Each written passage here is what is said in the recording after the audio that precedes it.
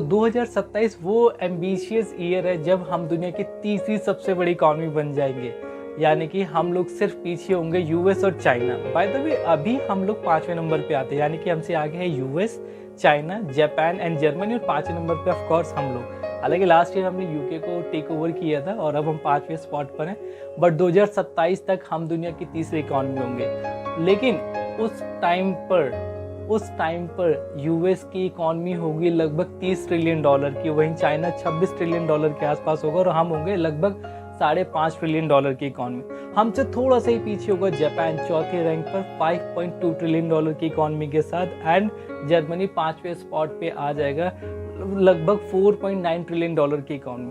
But ये तो है जनरल डेटा जो हमें नियर फ्यूचर दिखाई देता है। इंपॉर्टेंट क्वेश्चन कि क्या आपने सोचा कि इंडिया कभी नंबर 1 रैंक पे आएगा भी तो कैसे आएगा और कौन सा ईयर होगा वो?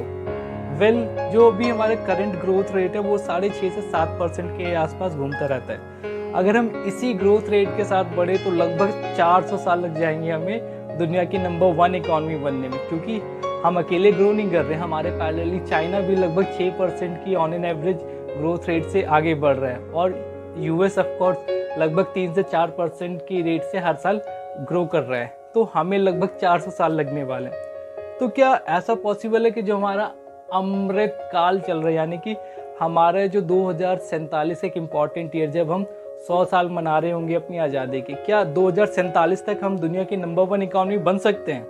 The solution, the answer is yes, बन सकते हैं, बट उसके लिए हमें ग्रो करना होगा 14% की रेट से। यस, अगर हम 14% की रेट से ग्रो करें हर साल कंसिस्टेंटली, तो हम होंगे 2047 में दुनिया की सबसे बड़ी इकॉनमी, जहां हमारी इकॉनमी स्टैंड कर रही होगी $105 ट्रिलियन की, और हमसे पीछे होगा चाइना जो 80 से 85 ट्रिलियन के बीच में रफली घूम रहा होगा, और उसको फॉलो कर रहा होगा यूएस जिसकी इकॉनमी होगी लगभग 60 से 65 ट्रिलियन के बीच में। तो 14% की ग्रोथ रेट क्या इम्पॉसिबल है? इम्पॉसिबल नहीं है, बट ईजी भी नहीं है। क्यों? तो इसके लिए क्या किया जा सकता है? क्या जो लोग अभी ऑन एन एवरेज 6 से 8 घंटे काम करते हैं, तो हम 6% ऑन एन एवरेज ग्रो कर लेते हैं, 6 से 7, राइट?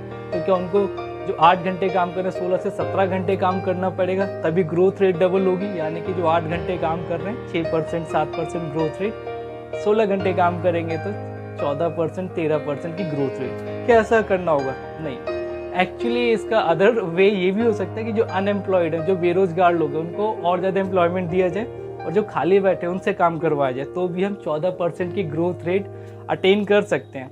तो क्या हमने ऐसा पहले कभी किया? Answer is yes. 2006 से 2011, जिसमें 2008 का वो फाइनेंशियल क्राइसिस जो रिसेशन का टाइम है वो भी इंक्लूडेड, वहाँ पे ऑन एन एवरेज हम 14% के रेट से ग्रो हुए थे।